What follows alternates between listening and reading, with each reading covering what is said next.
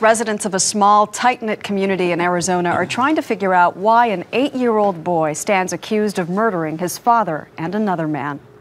29-year-old Vincent Romero will be buried today, but his 8-year-old son will not attend the funeral. Instead, he faces 2 counts of premeditated murder.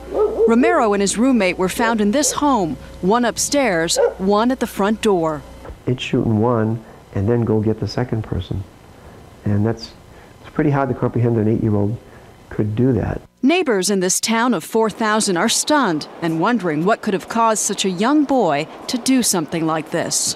We certainly have to take a look at physical and emotional abuse. Vincent Romero was no stranger to guns. The avid hunter reportedly asked his priest whether he should buy his young son a firearm.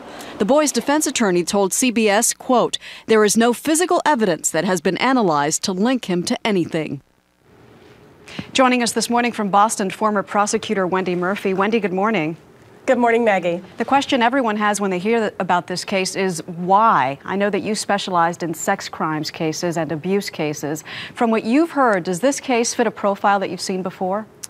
You know, it's hard to answer that. We don't know enough yet, but it's an incredibly unusual case.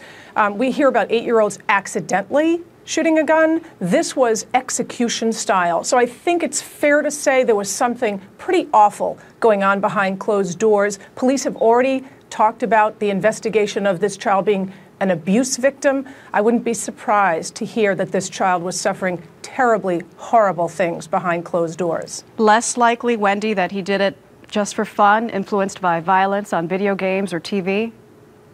You know, who knows what role that might play? Certainly for parents trying to encourage 8-year-olds to have guns, as apparently was going on here as well. That's part of the recipe for disaster. But I don't think that's enough of an explanation. Not nearly enough. He was 8. I mean, that's barely old enough as a matter of law to be held accountable. I don't think that's going to be the only explanation. He reportedly confessed and was charged with premeditated murder, but the defense attorneys say that he was coerced. An 8-year-old, is he more likely to tell the truth or to tell a lie? Well, you know, what's interesting about 8-year-olds is we think that they fantasize, they believe in, you know, Power Rangers and things like that. But they tend to be real credible when it comes to courtroom testimony and providing information to the police for the very simple reason that at 8 years old, they're not very good liars. So what happens to this boy now?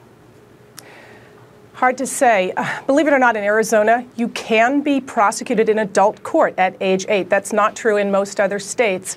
But I think if it comes out that this child was being abused, that he was desperate, that this was his only way of defending himself against some terrible things that were happening, you're going to see a lot of public sympathy for keeping him in the juvenile justice system and getting him the help that he clearly needs. Wendy Murphy, we thank you.